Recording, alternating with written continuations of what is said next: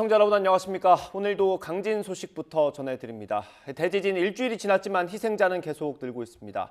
튀르키예와 시리아에서 사망자가 모두 3만 7천 명을 넘었습니다. 참사 180여 시간을 넘기고도 생존자 구조 소식이 이어지고 있는 가운데 곳곳에서 약탈 행위가 기승을 부리고 있습니다. 국제부 연결합니다. 김태현 기자. 네, 국제부입니다. 네, 두 나라의 강진 사망자가 3만 7천여 명까지 늘어났다고요. 네, 튀르키예 당국은 지금까지 사망자를 3만 1,600명으로 집계했습니다. 시리아 정부와 반군 측 사망자는 모두 5,700여 명입니다. 두 나라의 사망자를 합하면 3만 7천여 명으로 2003년 이란 대지진 사망자 3만 1,000명을 훌쩍 뛰어넘었습니다. 이번 강진은 21세기 들어 6번째로 많은 희생자를 낸 자연재해로 기록됐습니다. 역대 5번째로 많은 사망자를 낳은 재난은 지난 2005년 파키스탄 대지진으로 7만 3천 명이 숨졌습니다. 네, 정말 기적 같은 일인데 구조 소식이 계속 이어지고 있다고요? 네, 튀르키예 남부 카흐라만 마라슈의 한 아파트에서 10살 소녀 세플린이 매몰된 지 185시간 만에 구조됐습니다. 비슷한 시각 하타이주의 한 마을에서는 13살 소년이 추위와 공포를 견디고 극적으로 구조됐습니다. 구조대는 또 북은 안타키아에서 60대 남성을 매몰 185시간 만에 구출했고 이곳에서 10시간 전에 한 여성을 구조했습니다. 가지안테프의 40대 여성과 아디야만의 60대 여성도 170여 시간 만에 잔해더미에서 빠져나왔습니다. 기적 같은 구조 소식이 계속 이어지고는 있지만 추운 날씨 속에 시간이 흐르면서 생還가능성은 점차 줄어들고 있습니다. 지진 생존자들은 2차 재난의 위기를 겪고 있습니다. 추위와 배고픔, 불안과 공포 속에 식수 부족과 열악한 위생 환경에 노출돼 있습니다. 아디야만에서는 전염병이 매우 강한 피부병인 옴이 발병했고 어린이들은 설사에 시달리고 있다고 현지 매체들이 보도했습니다. 네, 이런 와중에 설상가상으로 지진 피해 지역에서는 약탈 행위도 심각한 상황이라고요. 네, 약탈이 일상화되고 있다는 얘기까지 나오고 있습니다. 튀르키예 8개 주에서 하루에만 최소 48명이 약탈 등 혐의로 체포됐습니다. 하타이주에서는 구호단체 직원을 사칭해 트럭 6대분의 식량을 가로채려 한 사건도 발생했습니다. 지진 피해 지역의 치안이 극도로 악화되면서 폭력 조직 간의 총격전까지 벌어지고 있습니다. 무장군인들이 순찰에 나서는 곳도 있지만 역부족인 상황입니다. 튀르키예 정부의 미흡한 재난 대응에 대한 대중적 분노는 여전히 거셉니다. 소셜미디어에는 정부를 성토하는 글이 쏟아지고 있고 당국이 이 중 56명을 체포하기도 했습니다. 악화된 치안과 불안한 생계, 여진에 대한 공포로 정든 고향과 집을 떠나는 행렬도 이어지고 있습니다. 지금까지 국제부에서 YTN 김태현입니다. 피해 지역에는 중장비가 투입돼 잔해를 제거하는 곳도 늘고 있습니다. 집이 무너져 갈 곳이 없는 주민들은 기거할 텐트가 턱없이 부족해 최악의 상황에 내몰리고 있습니다. 보도에 김선희 기자입니다. 금방이라도 쓰러질 듯 기울어진 건물.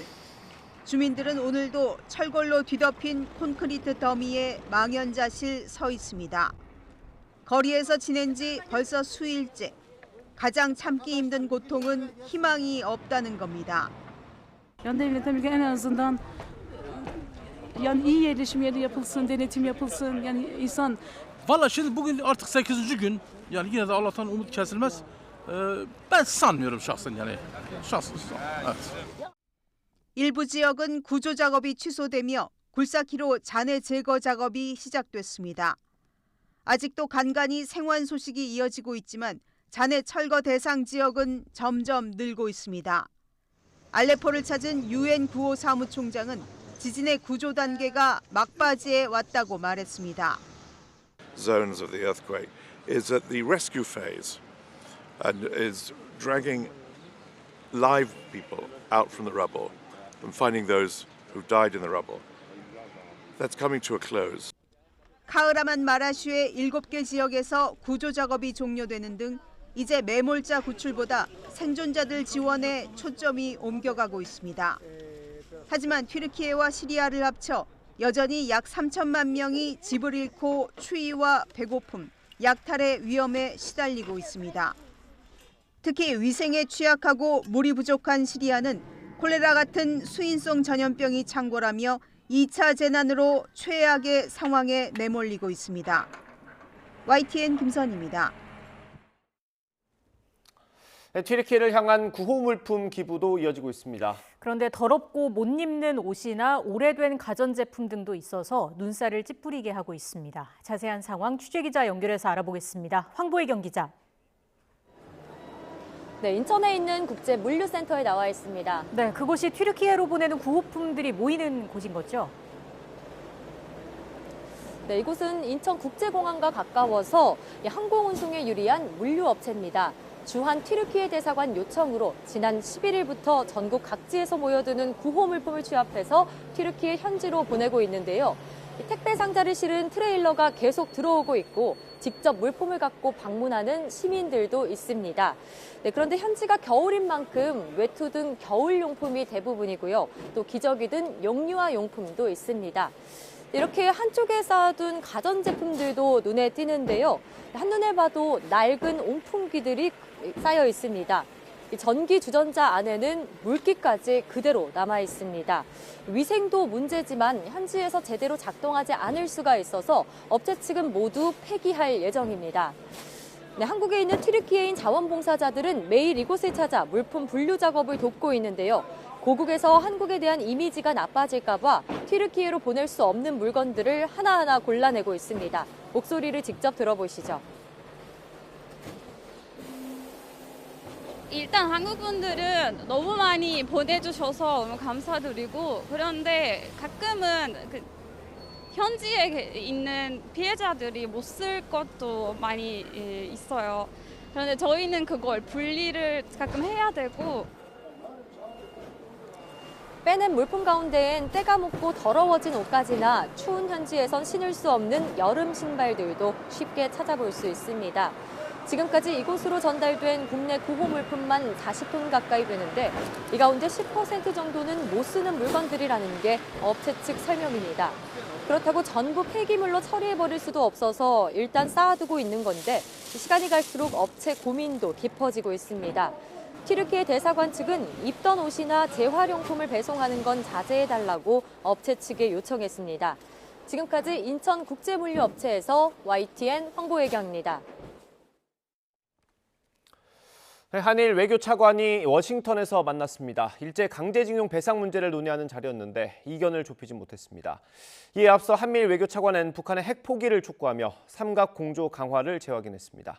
워싱턴에서 권준기 특파원의 보도입니다. 조현동 외교 1차관과 모리다 케오 일본 외무성 사무차관이 악수를 나눈 뒤 모두 발언 없이 회담을 시작했습니다.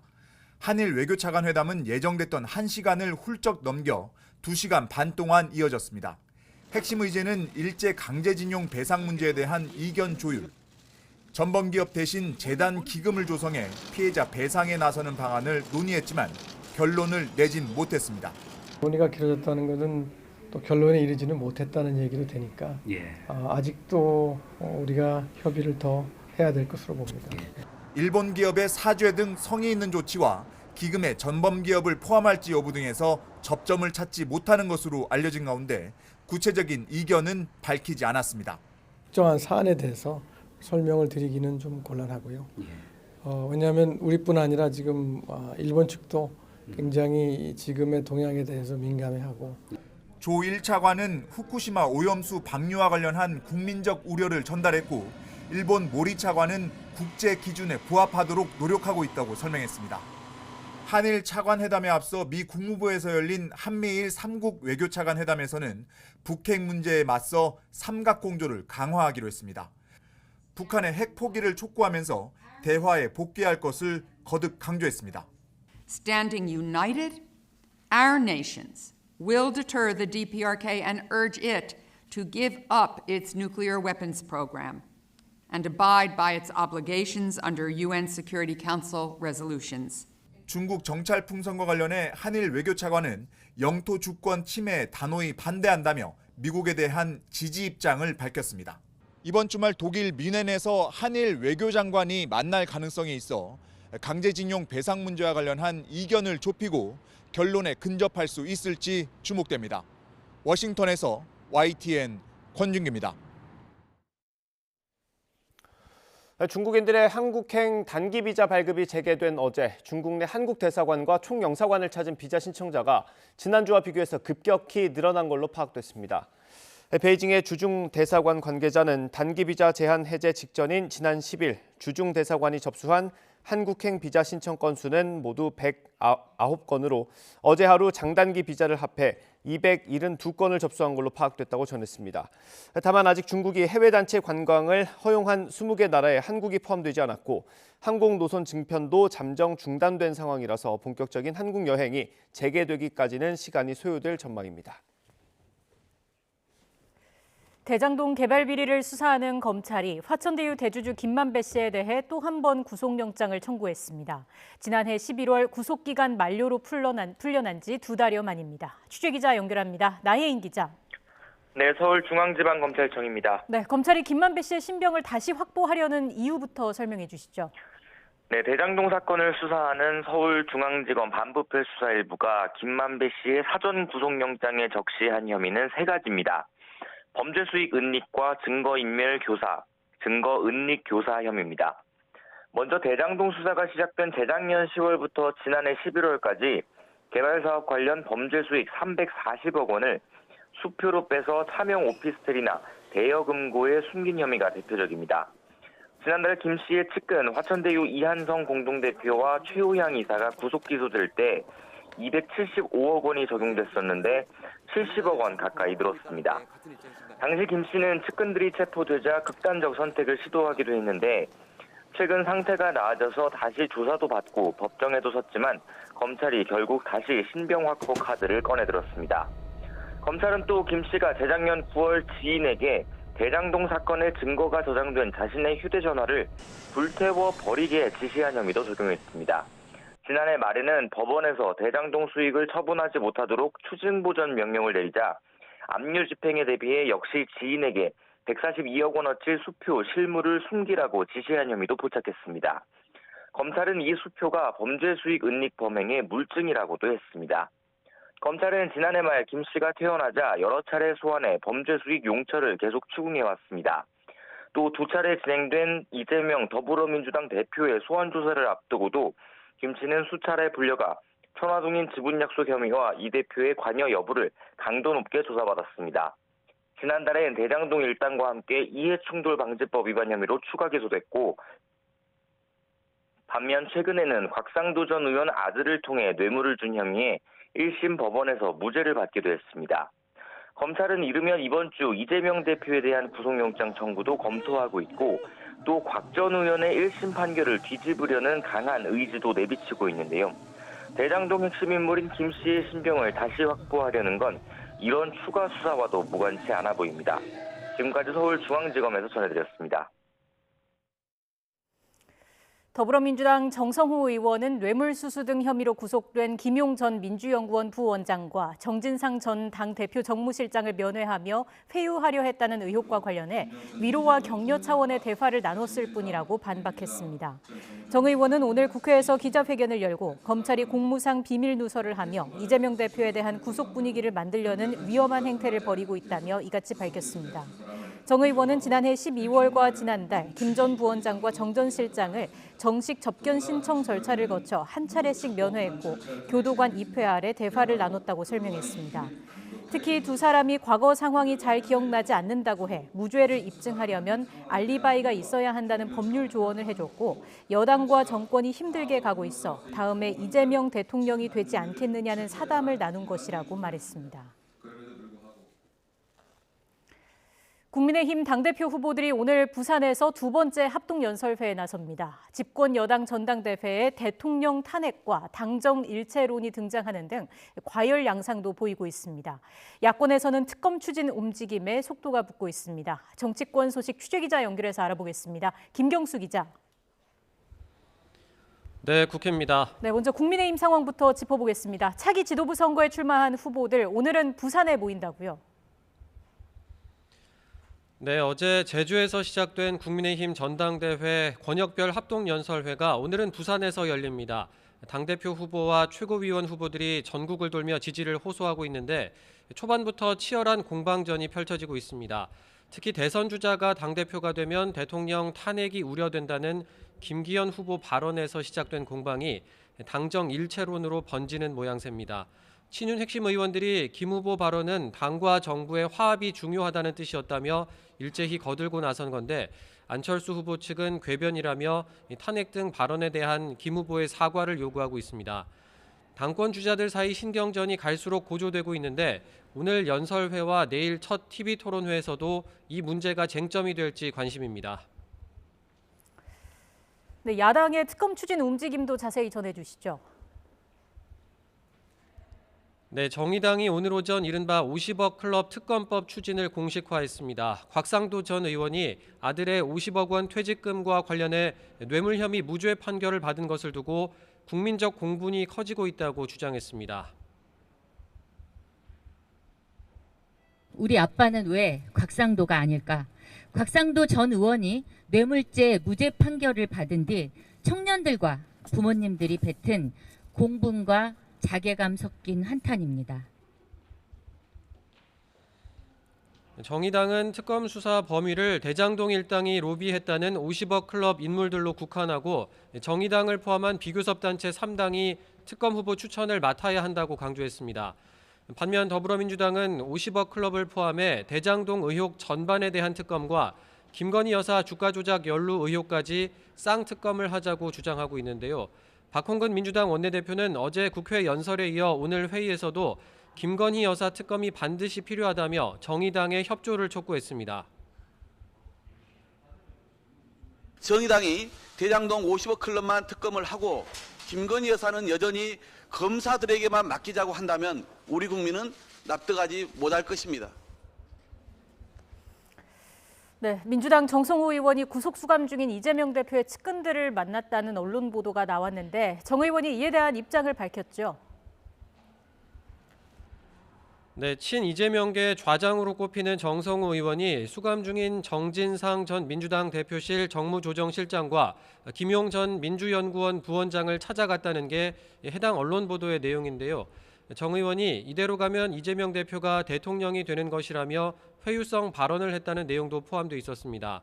정 의원은 오늘 국회에서 기자회견을 열어 면회를 간 건 맞고 주로 구속 수사를 받는 상황에 대한 위로와 격려 차원의 대화를 나눴을 뿐이라고 설명했습니다.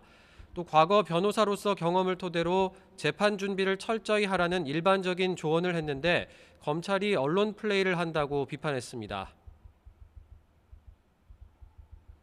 개인적인 접견과 사담마저 불법적으로 언론에 흘리고 왜곡시켜 유죄의 낙인을 찍으려는 검찰의 시도는 결코 성공할 수 없을 것입니다. 반면 오늘 국회 교섭단체 대표 연설에 나선 국민의힘 주호영 원내대표는 민주당 정권 지난 5년 전체가 내로남불의 역사였다면서 특히 이재명 대표를 겨냥했습니다.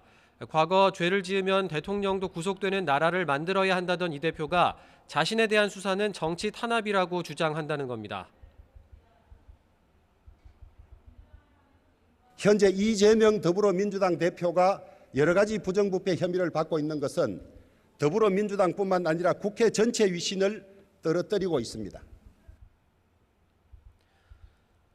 주호영 원내대표는 불체포 특권 포기를 공약했던 민주당과 이재명 대표가 이를 지킬지도 국민이 지켜보고 있다고 강조했습니다. 지금까지 국회에서 전해드렸습니다.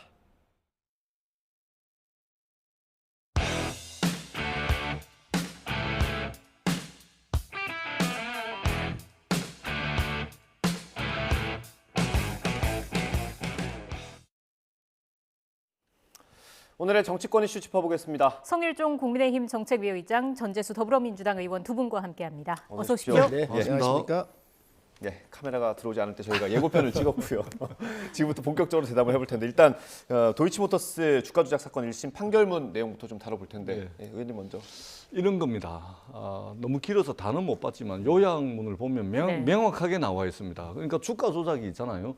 2009년 12월부터 주가 조작이 시작이 됐습니다. 네. 그리고 주가 조작이 종료된 시점은 2012년도 12월 7일입니다. 네. 그건 3년 정도에 걸쳐서 주가가 됐는데 이 3년에 걸쳐 가지고 주가 조작이 1단계, 2단계, 3단계, 4단계, 5단계에 걸쳐서 주가 조작이 됐는데 1단계 주가 조작 시점이 2009년 12월부터 2010년도 10월 20일까지입니다. 네. 그런데 이것은 공소시효가 도과를 했기 때문에 죄가 있어도 죄를 묻지를 못합니다. 근데 지금 이번 1심 판결에 따르면은 2010년 10월 21일부터 2012년 12월 7일까지 총 4단계에 걸쳐서 주가 조작 범죄 행위가 이루어지는데 이 2단계, 3단계, 4단계, 5단계에 이루어진 주가 조작은 공소시효가 남아있다. 예. 그렇기 때문에 이 김건희 여사가 1차뿐만 아니고 2, 3, 4, 5차에 걸쳐서 계좌를 빌려주고 또 통정매매를 암시하는 듯한 그런 정황들이 지금 재판 결과 쭉 나와 있기 때문에 네. 공소시효가 남아있기 때문에 기왕에 고소고발이 진행이 돼 있기 때문에 검찰이 수사를 해라. 이 말씀을 드리는 것이고요. 그런데 지금 1년이 넘도록 수사가 안 되고 있으니 이제는 국회에 부여되어 있는 법적인 권한, 특검을 추진하겠다는 것이 야당인 민주당의 입장이고 지금 모든 언론이 지금 이렇게 지금 가고 있는데 대통령실만 지금 무죄다 뭐 이런 식으로 지금 예단을 하고 있는 그런 형국입니다. 예, 말씀해 주시죠. 여러 단계가 있는데 민주당이 가짜 뉴스를 해도 너무하고 있는 거지요. 우선 첫 번째, 김건희 여사가 영부인이 안 됐으면 이 문제 끌어들였겠습니까? 결혼 전 이야기입니다. 결혼 전 이야기. 네. 그리고 두 번째로 2010년 1월부터 5월까지 4개월 동안 권오수 도이치모터스 사장한테 이정필이라고 하는 사람을 김건희 여사한테 소개했다는 거예요. 골드만삭스의 네. 주식 전문가고 아주 뛰어난 사람이니까 한번 이제 이렇게 소개를 했겠지요. 그래서 그 당시에 주식을 구자를 터가지고 맡긴 것 같아요. 그런데 여기에서 4개월 동안에 4천만 원의 손해를 봤어요. 그래서 이 사람한테 주가를 그때부터 안 맡기고 손절을 한 거예요. 사람하고 관계를 끊어버린 거예요. 이렇게 했고 또 세 번째로는 윤석열 대통령께서 21년도 6월 29일 날 대통령 출마를 하시잖아요. 네. 그러고 난 다음에 7월부터 7월에 21년도 7월에 서울중앙지검장이 누구냐면 박범계 법무부 장관의 후배인 이정수 중앙지검장이 여기에 부임을 하면서 한문혁, 박기태 이 부부장 검사 최고 전문가들을 보강을 해가지고 정말 이 탈탈 텁니다. 윤석열 대통령 검찰총장도 아니잖아요. 대통령 출마했어요. 정적 죽이기를 이때부터 했습니다. 아무리 뒤져도 안 나온 거예요. 그때 조사를 하는데 91명의 구자가 동원된 것 같아요. 그런데 91명 중에 한 분이 김건희 여사인데 90분 다 무혐의 처리했습니다. 김건희 여사만 놔둔 거예요. 이거를 그래서 그 당시에 검사들이 가가지고 이 아무런 죄가 없다라고 얘기하는 걸 계속 사인을 안 했다는 거 아닙니까? 그러면 이거는 누구한테 물어봐야 되나? 이정수 검사장하고 박범계 장관한테 물어볼 일인데 재판 과정에서 이러한 일의 흐름 속에 구자들이 섞여 있었으니까 김건희 여사의 구자가 있었으니까 이름이 나온 건데 이걸 가지고 주가 조작을 했다고 하는 거는요. 있을 수 없는 가짜 뉴스를 저는 지금 민주당이 만들어내고 있다고 생각을 합니다. 결론적으로 민주당이 이런 일이 있었으면 왜 문재인 정권 시절에 그 친문 검사들에 의해서 이정수 중앙지검장에 의해서 윤석열 검찰총장도 아닌 대권 후보 선언을 하니 그 이후에 이 보복과 정적 죽이기에 대한 이러한 조사를 그렇게 하고 나서도 기소 못한 거를 지금 와서 특검하자고 하는 것은 민주당이 할 소리가 아니라고 생각을 합니다. 그러니까 이제 국민의힘에서는 그리고 대통령실에서는 김건희 여사의 주가 조작 문제만 나오면 문재인 정부 검찰, 문재인 검찰이 탈탈 털었다. 늘 이렇게 말씀을 하시거든요. 아니 뭐 다 좋습니다. 문재인 검사, 뭐 지금은 윤석열 검사겠네요. 그럼 그거는 그 정도로 하고 그런 그 이제 정치적 수사로는 이것을 덮을 수가 없습니다. 제가 팩트를 말씀을 드리자면 김건희 여사의 주가 조작 사건은 지난 대통령 선거 그 이전에도 물론 이제 경찰의 내사 보고서가 있었고 그 내사 보고서 이후에 수사가 더 진척이 되지 않은 부분도 있긴 하지만 그거 빼놓는다 하더라도 대통령 선거 기간 중에 말하자면 이제 언론 취재, 언론 보도를 통해서 이 주가 조작 혐의들이 계속해서 국민들로부터 의문을 일으켰고 그리고 그 와중에 윤석열 대통령께서 대선 경선 기간 중에 2010년도 10월 전에 이미 골드만삭스 그 사람한테 계좌를 빌려줬다가 손해를 봐가지고 다 돌려받았고 관계를 끊었다라고 이야기했는데 이제 봤더니 그것조차도 거짓말인 게 다 판명이 난 거 아닙니까? 네. 탈탈 턴 것이 아니고요. 대선 기간 중에 새로운 의혹들이 언론 보도를 통해서 드러난 것이고 드러난 사실들에 대해서 수사를 하라는 것이고 뿐만 아니고 최근에 권오수 도이치모터스 회장에 대한 재판 과정에서 공판검사의 입을 통해 가지고 여러 가지 범죄 일람표라든지 김건희 여사의 주가 조작 혐의를 말하자면 입증할 수 있는 그런 여러 가지 정황들이 드러났기 때문에 이 부분에 대한 수사를 하라는 겁니다. 좋습니다. 우리 성일종 의장님께서 조금 전에 1심 판결문이 11,000화에 다 공개가 됐는데 그 1심 판결문이 김건희 여사가 주가 조작을 했을 수도 있고 안 했을 수도 있습니다. 그러니까 저희들은 수사를 하라는 겁니다. 고소 고발이 돼 있거든요. 그런데 수사조차도 안 하고 있기 때문에 저희들이 특검을 이야기를 하는 겁니다. 지금 이 부분에 대해서 수사 촉구를 지금 대선 기간 전부터 지금까지 계속해서 줄기차게 하고 있지 않습니까? 대통령 선거에서 이긴 영부인이니까 대통령의 부인이니까 수사 안 하는 겁니까? 대선에서 진 사람만 이렇게 막 몰아붙여가지고 수사하는 겁니까? 이렇게 묻지 않을 수가 없는 것이죠. 그렇기 때문에 이 부분을 말씀드리고요. 또 하나는 결혼 전이라고 그러는데요. 그러면 결혼 전에 저지른 범죄가 있다. 그러면 그거는 결혼 전에 한 범죄니까 묻지 말아야 됩니까?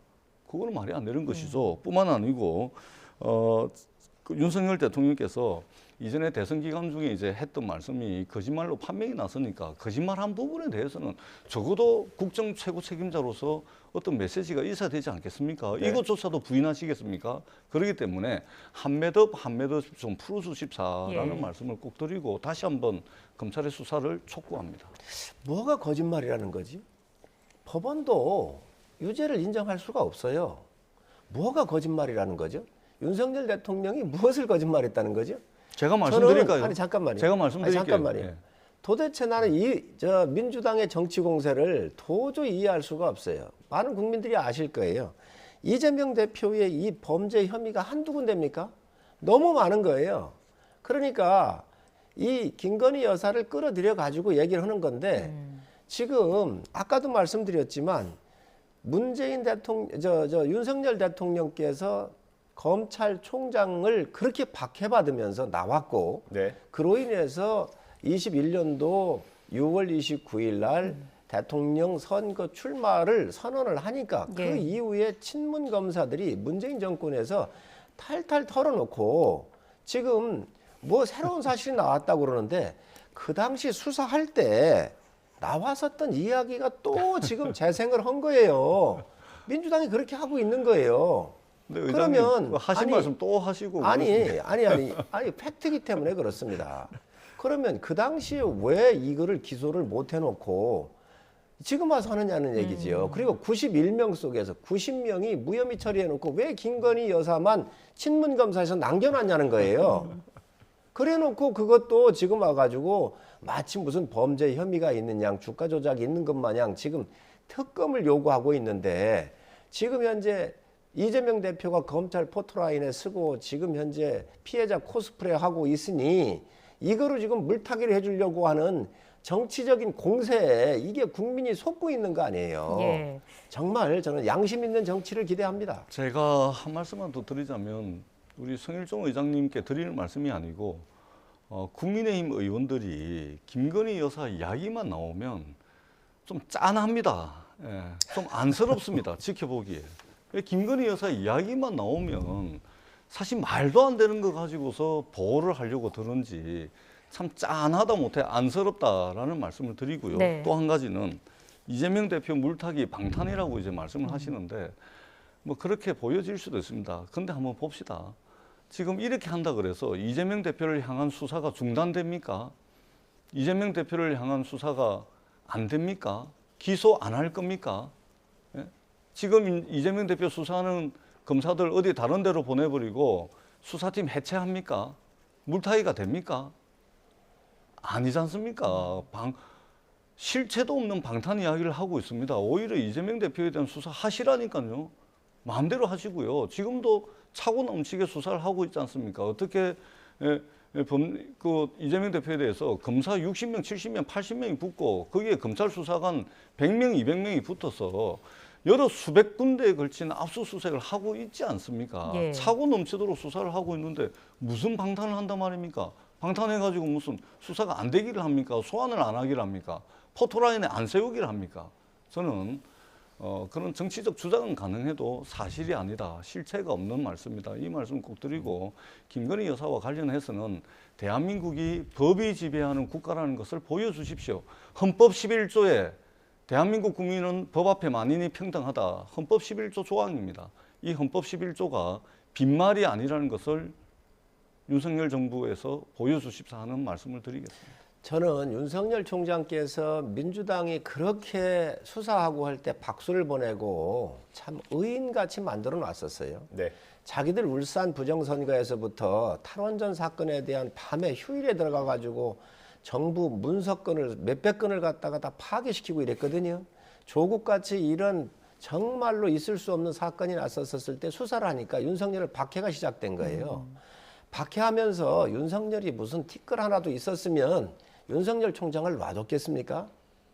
그리고 물러나고 난 이후에 탈탈 털고 하여튼 모든 걸 해놓고도 이게 사건이 있다고 얘기를 하는데 저희가 김정숙 여사 뭐 이거 있었을 때 그렇게 공격 안 합니다. 그리고 영부인은요 공직자가 아닙니다. 대통령을 함께 하고 있는 배우자다가 보니 공적 수행을 같이 하게 되는 것이지요. 네. 윤석열 대통령이 워낙 아무것도 어떤 티끌도 하나 없으니까 대통령 영부인으로 이렇게 해가지고 별의별 얘기를 갖다 뒤집어 씌우는데 저는 있을 수 없는 공격을 국가에 그래도 격이 있어야죠. 야당도 정치하는 큰 축으로서 격이 있어야지요. 그래서 이거는 해도 너무하는 것이고 정말 이 부분에 대해서 민주당도 대답을 해야 돼요. 이정수 중앙지검장, 박범계 장관 희야에 있었을 때 이렇게 털었던 거 왜 그러면 그 당시 기소를 못했냐고 그러면 말을 못해요. 새로 그 이후 대선 과정이 불거졌다고 그러는데 불거진 게 네. 검찰 수사에서 나왔던 것들이잖아요. 새로운 게 성일종장님. 뭐가 있습니까? 새로운 검찰 수사에서 나왔던 것 말고 새로운 거 있으면 내놔 보세요. 성일종 회장님. 아니 짠합니다. 의원님. 아니 짠해도 좋습니다. 짠해도 좋습니다. 아니 민주당은 민주당 입장을 대변할 수밖에 없고 우리는 우리 입장에 대변할 수밖에 예. 없지만 전 의원님 이야기와 제 이야기를 국민께서 듣고 판단하실 일이에요. 예, 제가 한 가지만 말씀드릴게요. 그러면 민주당의 그 윤석열 죽이기에 의해서 정말 없는 먼지도 갖다 붙이려고 했던 그런 시절인데 그때도 왜 기소를 못했냐는 거예요. 그거에 대한 얘기가 하나도 없어요. 단지 지금 그 당시에 나왔었던 이야기들 아니 법정에서 뭐 40몇 번이 언급되고 이게 뭐 중요합니까? 여러 구자와 정황 설명하다 보면 이름이 나올 수도 있지요. 검찰의 기소장하고는 틀리는 거예요. 판결을 내려야 되니까 쭉 내려오면서 이런 정황에 대해서 보니까 이름이 나올 수도 있는데 그것이 마치 범죄인 양 이재명 대표가 이 범죄 혐의로 지금 이렇게 조사받고 있지 않으면 김건희 여사를 갖다 끌어놨겠습니까? 아니 그럴 거예요. 이 범죄 혐의 이재명 덮어줄 테니까 덮어주고 없었던 일로 하자 그러면 김건희 여사 안 물고 늘어지겠지요. 그래서 저는 정치를 하지만 웬간히 해야 된다 이거. 그리고 이런 정쟁도 정말 국격 있게 해야지 있을 수 없는 지금 정쟁을 민주당이 지금 하고 있다고 생각을 합니다. 우리 성일종 의장님 말씀 마음은 모르는 바는 아니지만 너무 과하게 좀 짠해 보인다라는 말씀을 드리고 제가 분명하게 한 가지만 말씀드릴게요. 네. 1심 판결입니다. 이 1심 판결문에 담겨 있는 내용이 사실일 수도 있고 아닐 수도 있습니다. 수사를 하라니까요. 고소 고발이 돼 있지 않습니까? 왜 서면 조사든 소환 조사든 아무것도 안 합니까? 검찰이. 대통령 선거 이긴 대통령의 영부인이라서 그럽니까? 하라는 거죠. 하라는 거고 이 판결문에 따르면 적어도 주가 조작이 5단계에 걸쳐서 3년 동안 이루어졌는데 2단계부터 5단계까지 2010년 10월 21일부터 2012년도 12월 7일까지 계좌가 동원이 됐고 통정매매에 대한 정황들이 있으니 수사를 하라는 겁니다. 누가 유죄를 주장합니까? 수사를 하라니까요. 그렇기 때문에 혐의가 있으면 수사를 받아야 되지 않습니까? 만약에 이 주가 조작의 당사자가 혐의를 받는 당사자가 대통령 영부인이 아니고 그냥 대한민국 국민이었다면 과연 이런 식으로 조사도 안 받고 소환도 안 당하고 이런 식으로 넘어갔겠습니까? 더더구나 주가 조작이라고 하는 자본시장법 위반은요. 대한민국 자본주의 시장경제 체제를 근본적으로 무너뜨리는, 붕괴시키는, 흔드는 굉장히 중요한 경제범죄입니다. 영부인이 아니고 그냥 일반 대한민국 국민이었으면 수사를 이런 식으로 하겠습니까? 이 말씀을 제가 꼭 좀 드리도록 하겠습니다. 예, 민주당에서 마지막 한 말씀만 더 드리겠습니다. 네. 민주당에서 특별팀까지 만들어가지고 정말 그렇게 수사 다 했어요. 아니 이런 정치 공세 모든 거 수사하라고 하면 다 해야 됩니까? 민주당에서 수사를 해가지고 혐의가 없으므로 기소를 못한 사건이에요. 그리고 수사하면서 나왔던 이야기를 다시 재생을 하는데 네. 그렇게 하면 대한민국 어떻게 되겠어요? 아까 얘기를 할 때 이재명 대표 뭐 60~70명이 붙어가지고 수사를 한다고 하는데 한두 건이죠. 대장동에서부터 여러 가지 건들이 너무 많잖아요. 지금 정자동에 이렇게 아마 밝혀지지 않은 사건도 더 있을 거예요. 그러니 한 건 한 건 했었을 때 검사만 넣어도 저는 수천 명이 들어갈 거예요 생각을 해요. 이런 범죄 혐의자예요. 그런데 지금 민주당 진영에서 이 수사에 대해서 그렇게 철저하게 수사해서도 밝히지 못한 거를 정치권에서 지금 이재명 대표의 물타기 용으로 지금 끌어들인 거를 다 수사하라. 그럼 또 수사해야 되나요? 저는 있을 수 없는 그 수사를 제대로 못했으면 민주당 책임인 거고요. 정말로 최선을 다해서 다 수사해놓고 지금 와가지고 이 무혐의 된 사건을 마치 범죄가 어마어마하게 있는 것처럼 뒤집어 씌우는 거야말로 저는 정치 공세라고 생각을 합니다. 성일종 의장님의 처지와 입장은 이해합니다. 수사하십시오. 알겠습니다. 이제 내용이 좀 반복되기 시작해서 저희가 준비한 녹취가 있는데 한번 듣고 돌아오면 좋겠습니다. 어제 박홍근 민주당 원내대표에 이어서 오늘은 주호영 국민의힘 원내대표의 국회 교섭단체 연설이 있었습니다. 주 원내대표는 이재명 대표를 향해서 불체포 특권 공약을 지키라 이렇게 압박을 했는데요. 민주당 입장까지 묶어봤습니다. 함께 들어보고 오시죠. 민주당 정권 5년 전체가 내로남불의 역사였다고 합니다. 조국 사태는 민주당 정권의 모든 국정 철학이 기만임을 남김없이 드러냈습니다. 특히 이재명 대표가 불체포 특권 포기 공약을 지킬지도 국민들은 지켜보고 있습니다. 압도적인 다수 의석을 차지한 이래 우리 의회 민주주의는 급격히 붕괴되고 있습니다. 국정을 무한 책임지고 있는 집권 여당의 원내대표로서 시종일관 남탓과 무대책으로 일관한 것은 매우 아쉽습니다. 대통령의 여러 무능과 실정을 방어해야 되는 입장에서 주로 여당이 야당과 협상해야 되는 위치에 있음에도 불구하고 야당이 민주당을 아무래도 비판하고 공격하는 데 시간을 쓰다 보니 그런 대책과 또 비전을 제시하는 데 부족함이 있지 않았나 하는 생각을 갖습니다. 네, 이 체포동의안에 대해서 전 의원님 그 개인적인 생각은 어떠신가요? 네, 체포동의안 폐지돼야 됩니다. 예, 폐지돼야 되고 제가 지금 국회 정치개혁특별위원회 민주당 간사를 맡고 있거든요. 여기에는 이제 선거제도를 논의하는 이제 국회 정치관계법 소위원회가 있고 마침 이것과 관련 있는 이제 국회의원들의 기득권, 특권을 내려놓기 위해서 이 부분들을 논의를 하는 이제 국회 선진화 소위원회가 있는데 제가 국회 선진화 소위원회 위원장을 맡고 있는데 그런 차원에서도 저는 국회의원들의 과도한 기득권, 특권은 내려놔야 된다 이런 말씀을 드리고 그동안 한 20년 동안 국회의원의 여러 기득권, 특권들이 사실은 하나씩 지워져 온 역사입니다. 예를 들면 이제 국회의원 뭐 하루라도 하면은 연금을 120만 원씩 받는다든지 뭐 이런 것들 전부 다 이제 다 없앴거든요. 그러한 차원에서 아마 이것도 이제 하나씩 앞으로 사라질 국회의원들에게 주어진 특권이다 이렇게 생각을 합니다. 뭐 지금 검찰에서 이재명 대표에 대한 구속영장을 청구할 거라는 전망이 나오고 있는 상황입니다. 이런 와중에 친명계 좌장으로 분류되는 정성호 의원이 지금 측근 2명이 구속돼 있지 않습니까? 이재명 대표 측근이. 근데 면회를 했고 거기서 한 말들이 좀 흘러나오고 있습니다. 그건 어떻게 보십니까? 우선 전 의원님 잠깐 말씀 주셔서 이재명 대표께서 떳떳하고 당당하게 조사를 받겠다 그랬잖아요. 그리고 본인이 불체포 특권을 다 내려놓자고 제안까지 했던 사람들이에요. 자, 그러면 거기 가가지고 묵비권 행사하고 있잖아요. 증거를 들이대면 전에 준비해간 서면으로 대체하겠다 그러잖아요. 이런 거를 떳떳하게 조사를 받으면서 불체포 특권 본인이 약속도 안 지키면서 이렇게 얘기하면 되나요? 정말 있을 수 없는 제1당 대표 그리고 대한민국에 그래도 대권 후보를 지내신 분 아닙니까? 불체포 특권 약속도 안 지켰고 떳떳하고 당당하게 받겠다고 하는 것도 안 받고 있습니다. 정말로 내로남불의 극치를 보여주는 게 전 이재명 대표라고 생각을 해요. 정성호 의원께서 아마 가신 것 같은데 변호사의 신분으로 갔으면 모르겠지만 정성호 의원은 다선 의원이시고 그래도 국회에서 존경을 받는 분 중에 한 분이세요. 제가 또 존경하고 좋아하는 분이에요. 그런데 이번 여기에 가가지고 이런 행태를 보인 것은 굉장히 부적절하다고 생각을 합니다. 별로 존경 더 이상 제가 정성호 의원님에 대해서는 말씀을 안 드리겠습니다. 왜냐하면 그래도 민주당 몇 안 분 되는 중에서 옳은 말씀을 하셨고 늘 이러셨는데 지금 이 대장동과 관련돼서 많은 범죄 사실이 드러나고 있잖아요. 왜 떳떳하고 당당하면은 준비해간 서면으로 대체하고 묵비권을 하겠습니까?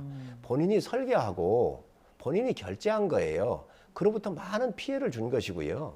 자, 그래서 이 사건에 대해서 지금 현재 이분들이 구속이 돼 있는 거거든요. 지금 이재명 대표가 증거가 안 나온다 이렇게 얘기를 하는데 증거 다 들이대면 본인이 부인하고 있는 거잖아요. 그렇지 않습니까? 그리고 마치 조폭이 하듯 조폭이 살인사건 뭐 저지르게 다 부하들하고 대신 쓰고 들어가잖아요. 이 조폭에 있는 사람 구속 안 됩니다. 그렇다고 그 조폭이 그 조직을 이끌면서 그런 사건에 대해서 책임이 없습니까?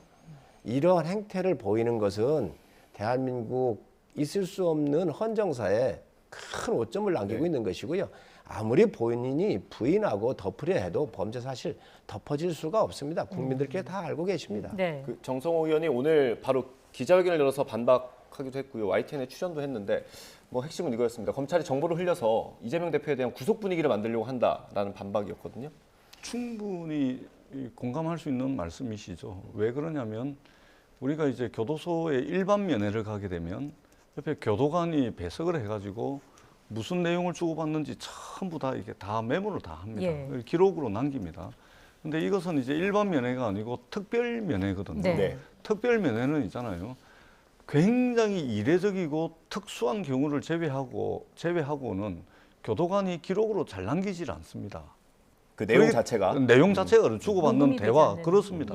대화 내용이 그렇습니다. 기록을 잘 남기질 않습니다. 근데 지금 교도관이 무슨 어떤 이례적 상황, 어떤 특수한 상황이었기에 기록으로 남겼고, 그거까지 좋습니다. 뭐 그렇다 손 칩시다.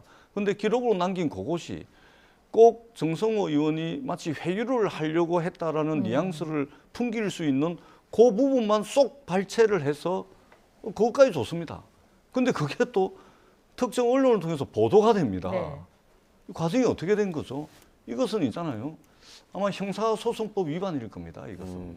이게 어떻게 해서 기록이 되고 그러니까 그 내용은 다 떠나서 어떻게 이게 전체 공개되는 이 전 과정이 우리가 지금 검찰이 이제 수사 중에 취득한 정보라든지 취득한 프라이버시상의 인권이라든지 또는 피의 사실이라든지 이런 것들이 하루에도 차고 넘치도록 보도가 되고 있는 거 아닙니까? 이거는 명백하게 형사소송법 위반이거든요. 그러니까 지금 야당 대표에 대한 수사 때문에 제가 이런 말씀을 드리는 것이 아니고 수사기관이 대한민국 국민 누구라도 수사를 할 때 이런 그 행위를 하면 안 됩니다. 그렇기 때문에 굉장히 의아스럽다는 말씀을 드리고 그리고 저게 또 사실관계가 확인이 안 됩니다. 어떤 내용을 썼고 그 내용 중에 어떤 부분이 지금 보도가 된 건지 전혀 확인도 안 되는 거고요. 뭐 정성호 의원이 스스로 인터뷰에서는 뭐 대략적인 내용은 맞는 것 같더라고요. 그러니까 저 대략적인 내용은 뭐냐면 이 감옥 생활을 하고 있으니 이제 친한 사람들이잖아요. 그러니까 이제 격려하고 위로하고 인지상정 차원에서 한 이야기를 저런 식으로 이제 해가지고 세상천지에 언론을 통해서 보도가 된다. 이거는 이게 대한민국의 형사사법 체계가 있다면 이건 상상을 할 수 없는 일이 지금 도처에서 벌어지고 있는 겁니다. 네. 굉장히 심각한 문제다. 이 말씀을 드립니다. 이거는 제가 야당 의원이라서 드릴 말씀이 아니고요. 여야를 막론하고 이런 수사 관행, 이런 수사 행태는 정말 없어져야 됩니다. 예. 공개되는 지금 그 전 과정의 의원님께서 문제를 형사사법 체계를 얘기를 하고 마치 위법을 검찰이 저질러 가지고 한 것처럼 이렇게 말씀하시는데 예. 그런 게 문제 있으면 고발을 하세요. 저도 특별면회를 갔다 왔습니다. 네. 특별면회를 가면은 좀 좋은 공간에서 얘기를 나누지요. 교도관 옆에 배석합니다. 그리고 중요한 거 있으면 메모도 합니다. 왜 그러냐? 그런 과정에서 증거나 이런 것들을 은닉하거나 입맞춤을 시도할 수도 있지 않겠습니까? 그렇기 때문에 아마 그런 것들을 할 거로 저는 보고 있는데 이런 과정에서 문제가 있다고 한다면 고발하세요. 왜 그걸 못 하겠습니까? 지금 날 서가지고 김건희 여사도 끌어들이고 있는데 왜 그걸 못 하십니까? 저는 있을 수 없는 일이라고 생각을 하고 이러한 중범죄를 저질러 있었던 그 측근들에 대해서 이재명 대표가 다음에 대통령이 된다? 아무 얘기하지 말고 기다리라는 사인 준 거 아닙니까? 있을 수 없는 얘기예요, 이거는. 그리고 이 정성호 의원이 가지는 웨이트를 생각해야 돼요. 네. 친명의 핵심적인 좌장입니다. 예. 네. 그리고 아마 두 분이 고시도 동기였을 거예요. 저한테 한번 얘기를 하시던데 이러한 비중 있는 분이 가가지고 이 범죄로 구속되어 있는 것은 법원이 인정했기 때문에 지금 구속되어 있는 거 아닙니까? 이분한테 대통령이 되니 입 다물고 있어라고는 이런 메시지 준다는 것 자체가 굉장히 부적절한 거거든요.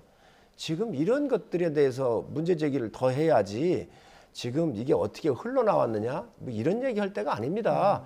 본류를 봐야지요. 자, 제가 말씀을 드리지만 이 고발하시라고 그러시는데 고발할 겁니다. 고발할 거고요. 그런데 제가 꼭 드리고 싶은 말씀은 이미 고발돼 있는 거 수사는 제대로 하세요. 이미 고발돼 있는 거 수사 하나도 안 하면서 무슨 고발을 하라고 그러십니까? 무슨 김건희 여사 고소 고발돼 있지 않습니까? 그다음에 검찰의 피의 사실 공표와 관련해 가지고 얼마나 많은 고소 고발이 지금 있습니까? 고발해 놓은 거 수사 하나도 안 하면서 고발하라 그러면 고발하겠습니까? 이 건은 고발할 겁니다. 근데 기존에 고발돼 있는 거 수사 착실하게 잘하시라 집권 여당에서 윤석열 검찰에서 이 말씀도 제가 아울러서 드리도록 하겠습니다. 예, 고발은 뭐 공무상 기밀 누설 뭐 이런 걸로 생각하십니까? 그렇죠. 예, 그렇게 되는 거죠. 그 피의 사실 뭐 공표 뭐 이런 거 되겠죠. 정성호 의원이 가서 이렇게 뭐 회유로 보일 수 있는 발언을 했다라고 주장하시는 건데 그러면은 어떤 뭐 수사나 이런 것도 필요하다고 보십니까? 그건 검찰이 알아서 판단하겠지요. 그런 부분들은 검찰이 알아서 판단할 부분이고 그 영역이기 때문에 네. 저희가 얘기하는 게 적절하지 않고요. 어쨌든 지금 친명의 좌장이었던 분들이 구속돼 있는 사람한테 가가지고 뭐 여러 가지 더 많은 이야기가 있을 거예요. 그 중에 한 부분이 뭐 아까 말씀드린 대로 대통령 될 거다 이렇게 이 이야기는 입 다물고 있으라는 거잖아요. 너희들이 만약에 다른 이야기하면 큰일 난다. 대통령들이 문제 있다는 거잖아요. 이런 행위를 할 수 있냐는 거예요. 그러니까 의장님 우리가 이게 세상 만사 왜 이렇게 가혹합니까? 가혹한 건 민주당이 가혹하지요. 일관되게 김용 정진상은 일관되게 지금 혐의를 부인을 하고 있고 옥중 메시지, 옥중 편지를 통해서 지금 그 입장을 내고 있지 않습니까? 뭔가 심경을 바꾼다거나 이재명 대표가 정말로 뭐 이렇게 회유를 할 정도로 무슨 뭐 뒤통수를 친다거나 전혀 그런 게 없는 상황 아닙니까? 그런데 회유를 하러 갔다? 아니 이 추운 겨울에 감옥에 몇 달째 있고 더더구나 본인 스스로는 죄가 있는지 없는지는 나중에 재판을 통해서 밝혀져야 되겠지만 무죄를 강하게 주장하고 있는 거 아닙니까? 그러면은 친한 사람이 가가지고 정말 고생 많다, 힘들고 어렵더라도 잘 견뎌라. 이게 인지상정 아닙니까? 근데 이거를 마치 가가지고 나중에 이재명이 대통령 되니까 참고 견뎌라. 그러면 나중에 당신들 보답받을 거다. 이런 식으로 회유를 했다라고 이렇게 가혹하게 인지상정인데 그렇게 제가 우리 성일종 의장님 집권 여당의 정책위 의장이라는 그 입장과 처지를 이해를 못할 바는 아니지만 네. 좀 인지상정으로 봐줄 거는 봐주고 또 엄격한 기준과 잣대로 우리가 평가할 거는 그렇게 해야죠. 근데 이거는 이런 것조차도 이렇게 가혹하게 몰아붙이기 시작하면 이게 정말로 이게 어찌 되겠습니까? 이게. 자, 전 의원님 인지상정이라는 말에는 우리가 선한 사람들한테는 얼마든지 쓰거나 힘들고 어려운 분들은 쓸 수 있지요. 백현동을 비롯해서 대장동, 성남 FC를 비롯해가지고 수없이 많은 범죄에 가장 중심에 서 있던 사람들이 정진상, 김용 같은 사람 아닙니까? 유동규도 측근이었다가 다 지금 등진 거 아닙니까? 그러한 사람들한테 범죄자한테 이 인지상정을 얘기할 수가 없는 거지요. 냉정해야지요.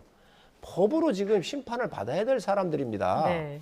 이 어마어마한 이 범죄 행위에 대해서 아니라고 부정하는 사람들한테 인지상정을 얘기할 수가 없는 거예요. 그리고 이재명 대표가 다음에 대통령 된다라고 하는 이 시그널을 준다는 것 자체가 이 모든 것을 입을 다물고 있고 범죄 혐의에 대해서 은닉해달라고 하는 건 이 간접적인 요청일 수도 있는 건데 이거를 인지상정으로 봐달라고 하는 것은요.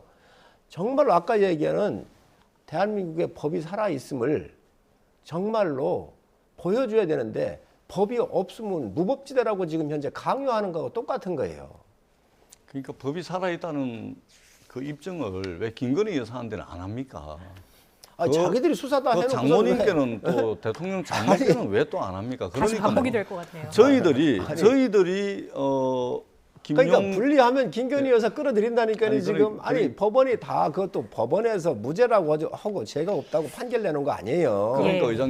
그러니까 의장님 그 저희들이 김용, 정진상에 대해서 인지상정을 이야기할 바는 전혀 아닙니다. 저도 그럴 이유가 없고요. 근데 지금 보도가 나오는 것은 뭐냐면 정성호 의원이 회유하러 갔다라는 이 건이기 때문에 정진상, 김용과 정성호 의원 사이의 인지상정을 이야기를 하는 거지 우리 국민들께서 저 범죄 혐의를 받는 사람들에게 인지상정을 베풀 이유는 없죠. 정성호 의원과 저분들 사이에 어떤 의뢰의 고생하는 사람들에게 건네는 말 요 정도로 이제 봐줘야지 이것을 무슨 저 회유하러 갔다 이렇게까지 보는 것은 너무 과하다 이 말씀을 드리는 것이죠. 알겠습니다. 이 주제 여기서 마무리를 해야겠고요. 남은 시간은 국민의힘 이야기로 좀 채워보겠습니다. 김기현 후보의 탄핵 발언으로 여전히 안철수 후보와의 신경전이 뜨거운 상황이고요. 친윤계 의원들이 지원 사격에 나선 모습이기도 했는데 이제 당정 일체론 이 논쟁으로 또 시작이 된 것 같아요. 어떻게 봐야 될까요? 저야 당직을 맡고 있기 때문에 참 말씀드리기가 균형을 잡아야 될 중립에 있어야 돼 있잖아요. 방송 끝나고 해주시겠습니까? 그렇기 때문에 드릴 말씀이 없는데 민주당도 그렇고 저희도 그렇고 당과 정부는 한 몸이에요. 그래서 정부가 할 일을 또 민심이나 이런 부분들은 당이 좀 더 넓게 수용을 하고 또 정부가 할 수 없는 일들을 당이 길을 열고 그러지요. 네. 또 당이 많은 요구를 하면 정부가 들어주는 게 좀 적습니다. 그러다 보니 당이 좀 예를 들면 총대도 메고 길을 열고 험악한 일도 얘기하고 이렇게 하는 것이지요. 그러다 보니까 당정에 대해서 함께 가야 된다라고 하는 건 굉장히 맞는 이야기입니다. 이런 것들이 이제 아마 이슈를 만들고 또 당권을 놓고 경쟁하면서 나올 텐데 저는 오히려 자연스럽다. 예, 지금 경쟁을 하고 있기 때문에 자기들한테 다 유리하게 해석해서 가고 또 그렇게 또 표심을 달라고 하는 겁니다. 그만큼 국민의 이목을 집중을 하고 있고 흥행에는 성공한 그런 전당대회가 되지 않나 싶습니다. 의원님 비판을 좀 하셔야죠. 아니 솔직하게 말씀드리면 보는 재미는 좀 있습니다. 예, 보는 재미도 있고 서로 공격하고 방어하고 묻고 따지고 보는 재미는 있습니다. 근데 그게 끝나고 난 뒤에 돌아서면 우리가 직면하고 있는 여러 위기들이 있지 않습니까? 경제, 민생, 물가, 금리 여러 가지 것들이 있습니다. 근데 이게 그냥 야당의 전당대회가 아니고 집권 여당의 전당대회잖아요. 그러면 집권 여당의 당대표가 되고자 하는 분들은 어떤 경제에 대한 메시지, 민생, 물가, 외교에 대한 메시지, 그다음에 대통령 지지율이 상당히 낮은데 이 지지율을 무엇을 해가지고 말하자면 지지율을 올릴 것인지 국민들의 지지를 받을 것인지 또는 대통령께서 지금 3대 개혁 이야기를 하지 않습니까? 연금, 노동, 교육 개혁을 하겠다고 그러는데 이거는 이해관계 당사자들이 충분히 이야기할 수 있는 공간을 마련해주고 그리고 그분들을 설득하고 동의를 구하는 과정을 거쳐서 그리고 국민적 동의를 구하고 국회에서 입법을 해야 되는데 이런 것에 대한 논의라든지 이런 게 있어야 되는데 단순하게 그냥 말싸움하는 재미밖에 없어요. 그렇기 때문에 보는 재미 이외에 우리가 직면하고 있는 또 집권 여당으로서 응당 내야 될 국민들께 내야 될 메시지 이런 것들이 좀 이제 결핍이 돼 있다 보니까 너무 이제 재미 위주로만 흐르는 거 아니냐. 그것도 이제 사실은 이제 재미가 있긴 있다라고 말씀을 드리긴 한데 좀 살벌한 재미죠.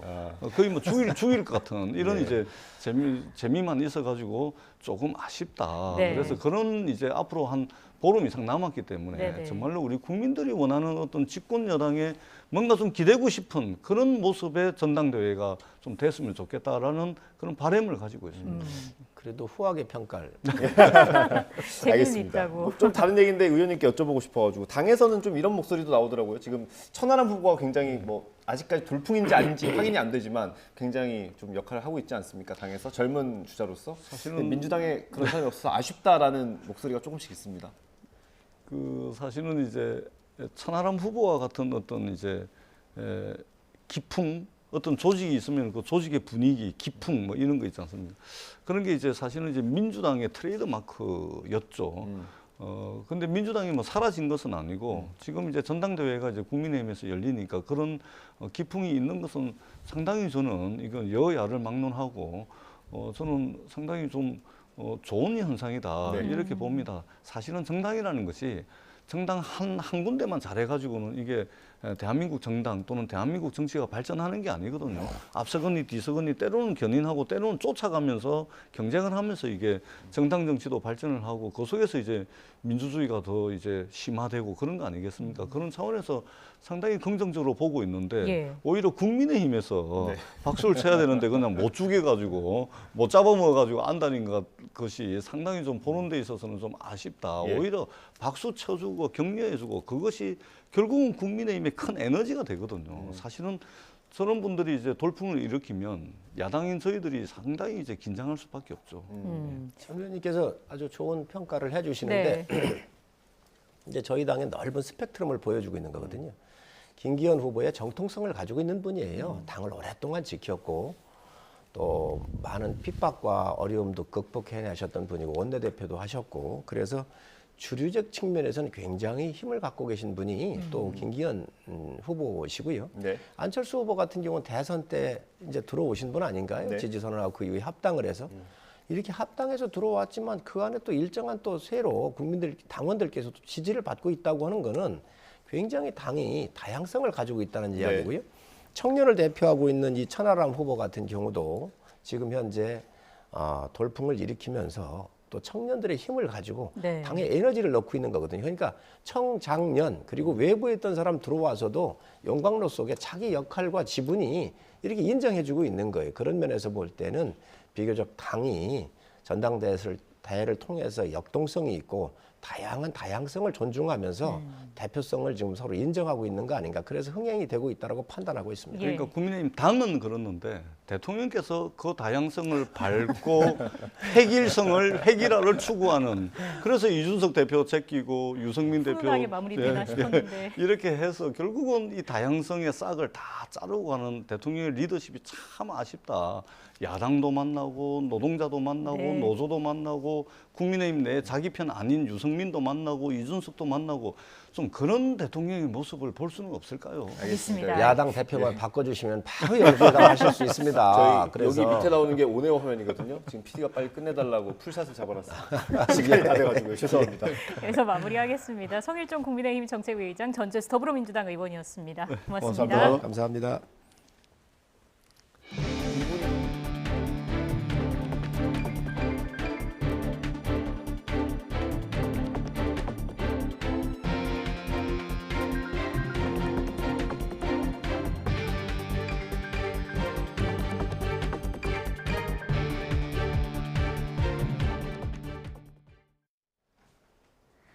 하루 만에 공기가 다시 차가워졌습니다. 오늘은 낮 동안에도 다소 쌀쌀하겠는데요. 오늘 서울의 한낮 기온은 영상 6도로 어제보다 2도가량 낮겠고요. 실제 체감하는 온도는 이보다 2, 3도가량 더 낮겠습니다. 당분간 예년의 겨울 추위가 이어질 전망입니다. 현재 동해안에는 약하게 눈이 내리고 있습니다. 앞으로 눈발은 더 강해지겠고요. 따라서 영동과 울릉도, 독도에는 대설주의보가 내려졌습니다. 내일 오후까지 영동 중남부에 최고 10cm 이상, 그 밖에 동해안에도 최고 8cm의 눈이 더 내리겠습니다. 계속해서 폭설 대비 잘해주시기 바랍니다. 오늘 그 밖에 내륙은 대체로 맑겠고요. 대부분 해상에 풍랑특보가 내려져 있어 주의가 필요하겠습니다. 오늘 낮 기온은 어제보다 1에서 4도가량 낮겠습니다. 서울 6도, 대전 8도, 광주와 대구도 8도가 예상됩니다. 내일과 모레는 제주도에 또 한 차례 눈비가 내리겠고요. 주말과 휴일에는 남부지방을 중심으로 비가 내릴 전망입니다. 날씨였습니다. 이어서 뉴스앤이슈 2부가 방송됩니다. 저희는 잠시 뒤에 돌아오겠습니다.